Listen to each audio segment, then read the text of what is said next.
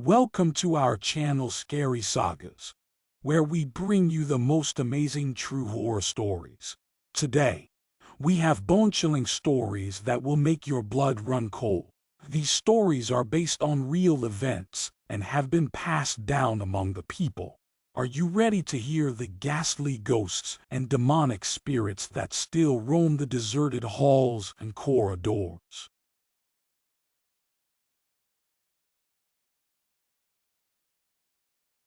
I was the final grandchild in a long line on both sides of the family.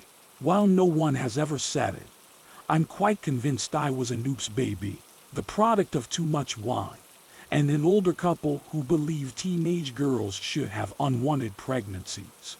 My grandfathers were old and lived in various places when I was born, and both of my grandparents had already passed away. Budget travel planning for a family of 5, including a baby, was challenging, and neither of my grandpas was up to frequent travel, so visits were uncommon and dispersed over lengthy periods. Nonetheless, my parents still wanted to be close to me, so we would exchange phone calls so they could hear my incoherent baby babble.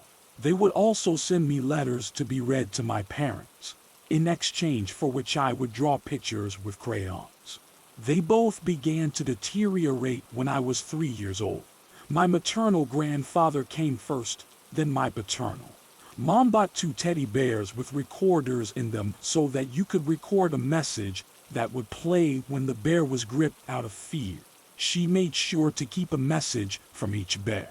When I was 4, my mom's father passed away. A white teddy bear with brilliant blue eyes that twinkled from beneath a plaid flag cap and a green sweater was handed to me a few days after his funeral. I squeezed it, and from its belly, I heard my grandfather's voice, a little muddled.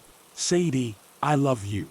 I received the second one 2 years later, following the death of Dad's father. The stitching on his face gave him a fairly serious expression for a stuffed animal. It had a slate gradient. His tan pants were pulled up by a pair of crimson suspenders. I hugged it as I went to sleep, and a few years later, my father informed me, with tears in his eyes, that he had occasionally heard Grandpop's voice coming from my room that night. "Sadie, I love you." My white bear, Fran, and my gray bear, Jock, were given those names. I placed them on a shelf above my bed, where they sat for the duration of my childhood, as they had already become fixtures of my room, much like the lamp and dresser had. I must admit that I didn't give them much thought. A parent might occasionally be standing next to my bed, gazing up at the bears or giving them a little squeeze when I got home from school. They continued to say their one phrase without fail as time went on. Yet, other than those incidents, Fran and Juck were merely dust-collecting characters from my youth. The two passed over when I departed for college and were left behind when I entered the world for the first time. My grandparents were distant memories at best, so I didn't feel the same emotional connection that my parents did to the teddies as they did. I think my parents were a little disappointed in me for not being more nostalgic about the teddies. Mom asked me if I would enjoy them when I moved into my first apartment, and I politely replied that I thought they would be happier with her. "Okay," she spoke, "but if you change your mind, they'll be here." I was fairly certain I wouldn't. The following time I visited my parents, it was to watch over the house while Dad and Mom went on a long-awaited trip to the West. They were both giddy with anticipation because he had been promising her they would travel for more than 30 years. Yet, like a typical parent, she was also terribly anxious. Anything were to happen to us, you would remember where all the financial records were, right? During the trip to the airport, she questioned from the back seat at least 6 times. "Yep, under your bed in the white pail. The wheels, too. In the back of your closet, there is a fireproof lockbox. I think she's got it, hon," Dad remarked, reaching back to give Hernie a squeeze. Mom murmured and then reclined. If you need anything, just call. Don't worry, I'll be okay. You simply intend to stay for a week. In a week, a lot can occur, she remarked, unconcerned. I smiled back at her in the rearview mirror, and although she gave me a funny look, she appeared to relax. I returned to their home after dropping them off and got to work re-establishing my home. I threw my bag on my bed and walked to the kitchen to prepare dinner and watch a show that I had missed. It had been some time since I had a genuine, unscheduled week to myself, and I intended to make the most of it. I finished eating and then stretched out and went into lazy lump mode. I was able to watch approximately 3 episodes before I fell asleep. I sighed and glanced at the clock above the TV. Was I really becoming an elderly, early-to-bed woman already? Even though it was only a little after 11, what a terror. I got up from the couch and turned out all the lights and the television, leaving the home completely in the dark. I had no anxiety whatsoever, not even in the pitch black. Its many creaks and groans were almost soothing to me because I had grown up in the house and knew it like the back of my hand. I entered my room and turned on the light. While it had been at least 5 years since I had lived there, my parents had just stored a few items in the closet and made minor changes to my room. They explained that it was so I would always feel welcome with them. I believed this was the case because changing it would make the fact that I had been fired more concrete. I liked the familiarity for whatever reason. My attention was pulled to the shelf over my bed as I began to unload my bag. Fran and Jock were seated where they had been for the majority of my life. Ever watchful. I don't know why, but I was compelled to smile and approach them. Before squeezing him around his midsection, I first took Fran down and adjusted his tiny cap. Sadie, I love you, grandfather remarked. After putting Fran back, I did the same for Jock, as I pulled one red suspender. He continued to look up at me with his typical stern expression. Grandpop said, I love you, Sadie. I hadn't recently listened to them, so it was new to me. I was relieved to see that their recordings still functioned, even though they didn't have the same emotional impact on me as they did on my parents. After a brief trip to the restroom and a change into my pajamas, I was in bed and quickly drifted off to sleep. I'm unable to pinpoint what awakened me. My heart was racing, so I assumed it was a nightmare, but I couldn't recall the specifics. I took a deep breath and rolled over, already starting to go off again, and discovered a shadowy figure sitting on the pillow next to me. My phone was the closest source of light, so I yelled and sat up, shining it toward my bed. Next to me, Fran was dozing off on his side. I chuckled a little, gave myself a little shake to get rid of the lingering fright he'd given me, and lifted him up. Did you slip off the shelf? I asked. I questioned him subtly. He may have been too close to the edge previously, and gravity took care of the rest. Fran got a light squeeze from me. Leave now. I slowly opened my eyes once as I continued to look down at the animal. A reason that I must be sleepier than I initially believed. I could hear stuff.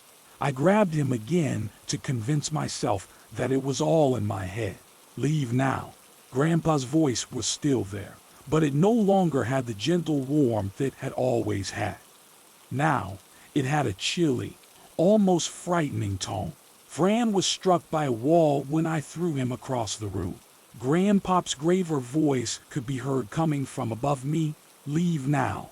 I quickly turned to face Jock after doing so. He was seated in the same spot as before, but this time he was facing the door as opposed to forward. Had I really laid him out like that? I was unable to recall. Leave now. Fran uttered Grandpa's voice once more, this time louder.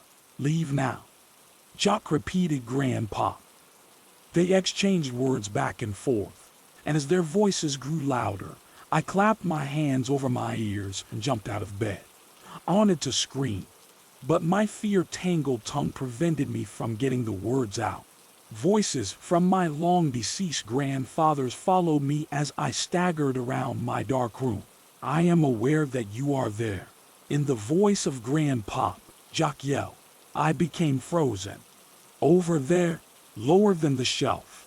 I cast a quick glimpse over my shoulder at the gray bear perched over my bed, silently gazing down.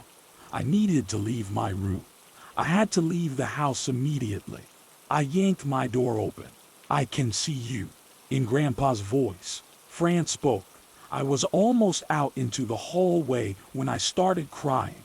I had no idea what was going on. Was I crazy? Is this a dream? I only knew that I needed to get away from my two childhood toys because they were yelling threats at me. I swung around to face the stairs. "Just go ahead and take one more step, and I'll make sure it's your last," Jock shouted. "Leave now," Fran yells.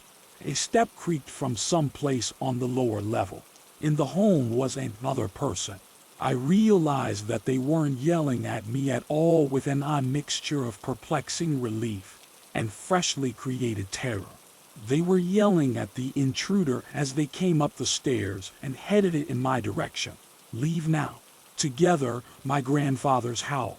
Below, the wood floor was littered with footsteps. Before the back door banged into the cower as it was thrown open and a car engine roared to life. Something toppled over in the living room with a loud crash, then again in the kitchen. I managed to gather enough of my composure to rush to my parents' room and peer out the window onto the driveway below. Backing out into the street was an SUV. It crashed into the neighbor's mailbox, then roared off into the darkness after righting itself. A heavy silence has returned to the home. I waited for several anxious, lengthy minutes before sneaking back down the corridor and peeking into my room. Jock and Fran were both dead silent when I left them where I found them. When they continued to be in that position, I cautiously went over to Fran, who was resting on his side with his small flat cap next to him. I scooped him up and squeezed his stomach with shaking fingers. Grandpa hugged Sadie and whispered, "I love you, Sadie." I watched them the entire time with wide eyes as I placed his cap back on his head, placed him gently back on the shelf next to Jock, and left the room. Grandpop's voice could be heard following me as I turned the corner and headed downstairs to the phone. "Sadie, I love you." After my panic call to 911, the police showed up just a little later. I gave them my report, omitting the part about my talking bears, and let them gather whatever proof they could. I caught myself looking at the stairs every so often, almost as if I was expecting what had happened to happen again. The police wrapped things up and never showed up, so I was left alone once more. They wanted to run home as soon as I called my parents to tell them about the break-in, but I reassured them that there was no need to do so. "I honestly don't think I have anything to worry about," I said. Mom argued, "We might be on the next plane."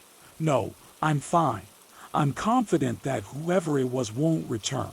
After a few more attempts, I succeeded in persuading them that I was secure, and for the most part, I concurred. I was actually fine once the shock had subsided and I had had time to understand what had happened. I was at a loss for words and couldn't explain what had happened to anyone without coming off as crazy.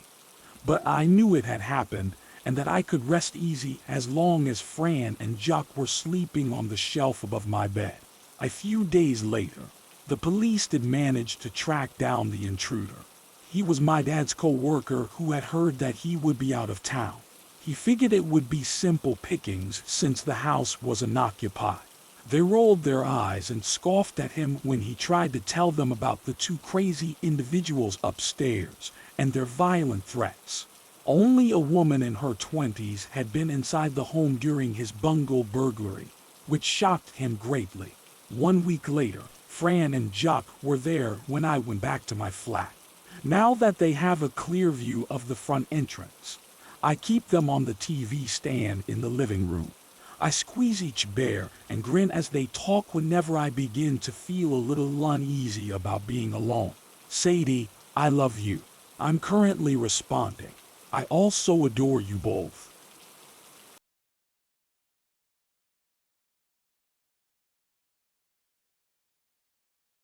When I was too big for a cot, my parents furnished my room with opulent and elaborate furnishings since my mom had a costly taste. You knew my parents. Having mahogany dressers and a king-sized bed might not seem normal for a child that age, but it's actually not weird at all. I was always treated like an adult by them. At that age, even my name, Alana, had seemed too enormous for me. My brand new, luxurious bedroom set included a sizable vanity mirror. It was one of those things that were so opulent that it almost seemed repulsive. I was horrified by the mirror my parents had hung on the wall next to my bed. No matter how much I complained, my parents wouldn't take it down, even though I detested it. Let it deface the space's decor. Without this mirror watching me, I couldn't even get any sleep.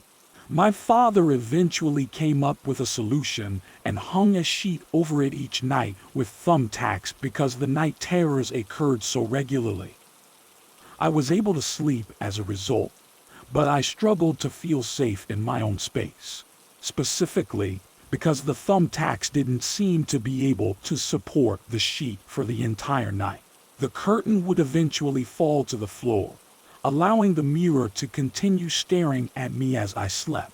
I once witnessed the curtain moving while I lay up that night, unable to sleep due to fear. Behind the curtain, there was a ripple that appeared to be caused by an invisible wind. I attempted counting backward from 10 as I pulled my blankets up over my eyes. 10, 9, 8, 7.6. I now understood how foolish I was being. I had just turned 12 years old. I was too old to be terrified of a pointless mirror. So I opened the covers and peered inside. I will never forget what I witnessed that evening. In my throat, my breath became stuck. From behind the curtain, a ragged hand pulling on the thumbtack had long, pallid fingers. I covered my head once again and waited for the horrible thing to pass. Hours felt like seconds. I started to think the monster had fled, but the sound of the sheet striking the floor resounded throughout the entire space. After a little lull, I could hear breathing on the opposite side of my blanket. It sounded like it was above me, till daylight broke through the windows and the labored breathing subsided. I stayed awake listening to it. The creature was not there when I peered out from behind my covers once more. I never experienced another close call like that. My parents came home to find me yelling something about the man in the mirror and destroying the mirror with my bare hands. I should have grown out of this foolish worry by now because I'm much older. But I still felt uneasy when my husband installed a mirror in our daughter's room, compared to the one I had when I was her age. This one was considerably smaller and less garish. The mirror didn't appear to frighten my daughter in the least. Instead, she would place the mirror on the ground and act out scenarios with her dolls, Penny and Sally.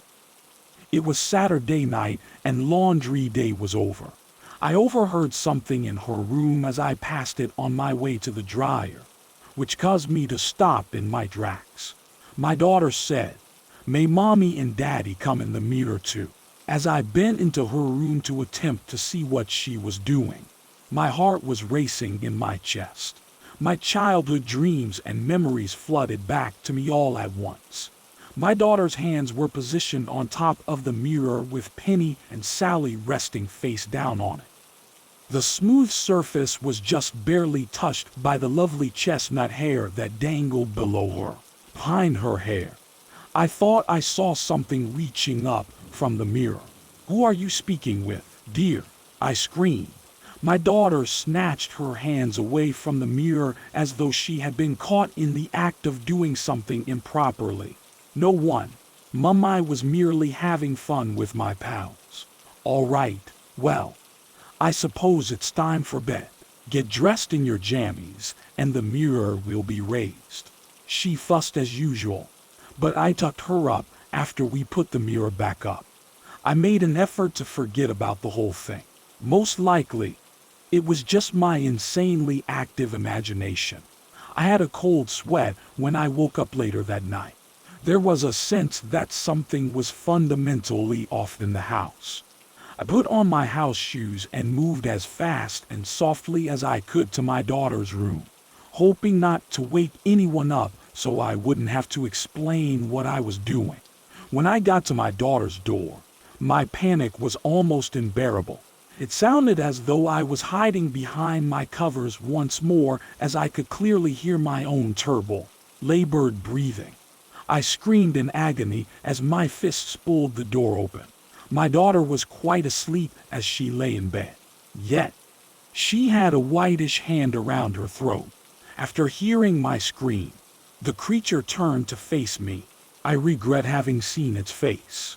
Where its eyes should have been, two holes filled with maggots stared back at me. Its long face was broken up by toothy jaws. It attempted to conceal its rotting flesh with filthy bandages haphazardly draped across its crooked back. The object grinned menacingly. I believe it recognized me. Then, it had my daughter's throat so firmly in its hold that she awoke. She scrabbled at the hand with her bulging eyes, but to no avail. My legs scurried to get me to my kid, but the beast jumped through the mirror before I could get to her. My daughter accompanied him. The mirror was thrown from the wall and broke into a million pieces on the floor due to the power of their passing through. My spouse had already gotten out of bed and entered the room by this point. "It is what took place?" he sobbed. I remained silent. I was crouching over the mirror, attempting in vain to put it back together so I could follow my daughter inside. Even though my hands were bloody and injured, I worked quickly to repair them. Although the image was fragmented and jumbled, there was movement behind the glass. My daughter's light auburn hair appeared to be flitting across the glass. The picture then vanished. I was yanked away from the shattered glass by my husband. After that, nothing between us was ever the same. We had to part ways eventually. Neither of us could bear to look at the other after the death of our daughter. Currently, I'm sitting alone in my house, encircled by mirrors. I lie awake every night hoping that the monster in the mirror will return and take me with him so that I can see my daughter even for a brief moment.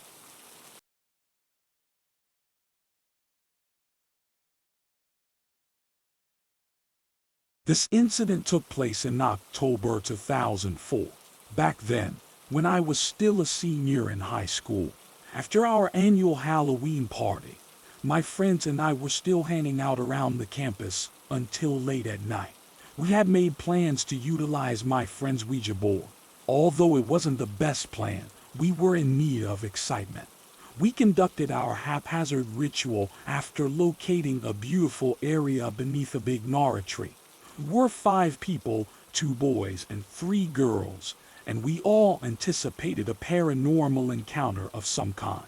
Although we haven't personally encountered anything supernatural, there have been rumors that our school is haunted.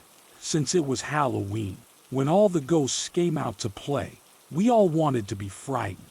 Also, we were quite excited because we had never actually seen an Ouija board before.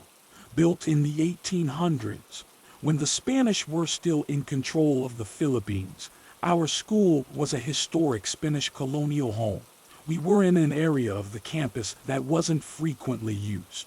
They only went there to use the restroom, store equipment in one of the sheds, or make out with their partners or girlfriends because it was next to an eerie old Jesuit house.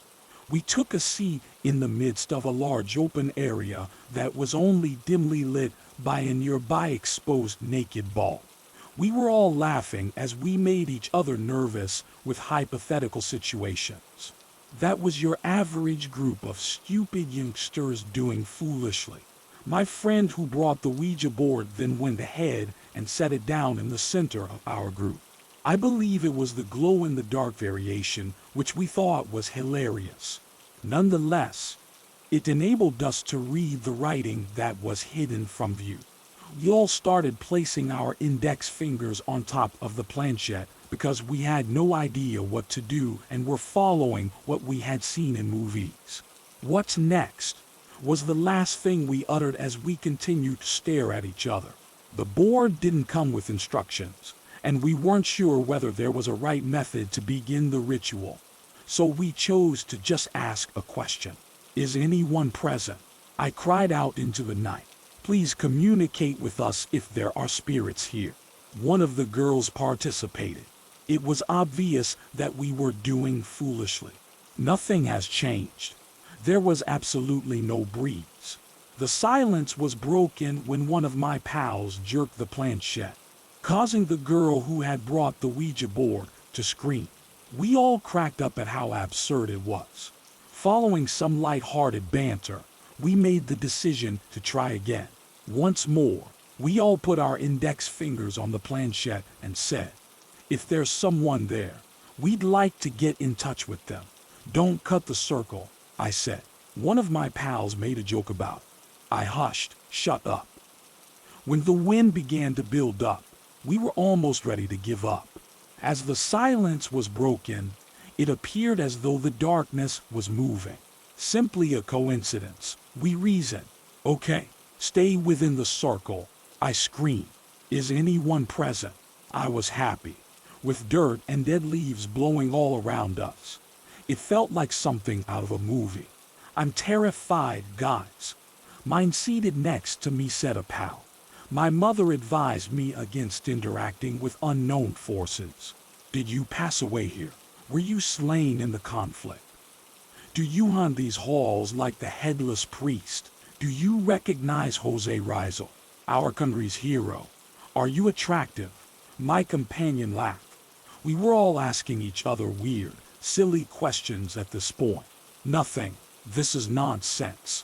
I don't want to continue doing this." Exasperated, my friend remarked. We were all having the same thoughts. A few dogs from the next door residence suddenly began barking at us through the chain link fence. These 6 dogs were baring teeth and growling. Without completing the rite, we all screamed and left immediately. Eerie part of the narrative begins when we didn't see each other until after the October break. One of the girls related to us a strange encounter she had the evening after using the Ouija board. She had spent the evening with her neighborhood friends when she realized she had left her house keys at home. She contacted her brother, who was still living in the same room with her at the time, and what he said terrified her. She was already inside, he insisted. He claimed to have seen her enter the room a while ago and noted that she appeared really exhausted and went directly to bed. Creepy, but that there's no need to panic was all we could think. In addition, her brother probably only had vision problems due to fatigue. My other friend, though, then began telling us about a meeting she had on that Halloween night. As she ascended the stairs to her room, she saw that the lights were flickering. Put it down to defective wiring if it looks like something out of a horror movie. The door to her chamber suddenly burst open, and a shadowy figure emerged to stand atop their staircase as she saw it. Although she couldn't see the entity's face, she recalled being immobile and experiencing extreme anxiety as it peered down at her. "No way." My best friend, who has only recently entered the discourse, exclaimed in shock. Something also happened to me. He remembered falling asleep one night and waking up feeling incredibly uneasy. He described the static in his vision as like TV, and the weight of it as being all about him. A bloody, burnt face with piercing red eyes was smiling at him through the window as he gazed around the room.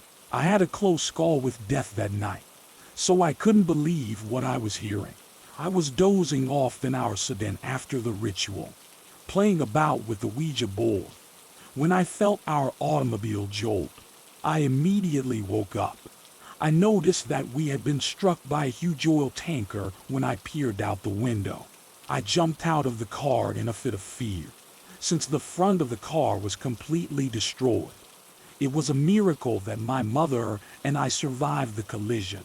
I still don't understand why those things occurred to us.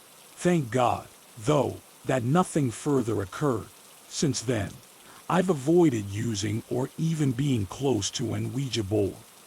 They seem to like that these stories will leave you with more questions than answers. They are a reminder that sometimes the truth is much darker and more mysterious than we ever imagined. Join us next time on Scary Sagas for other spine-chilling true stories.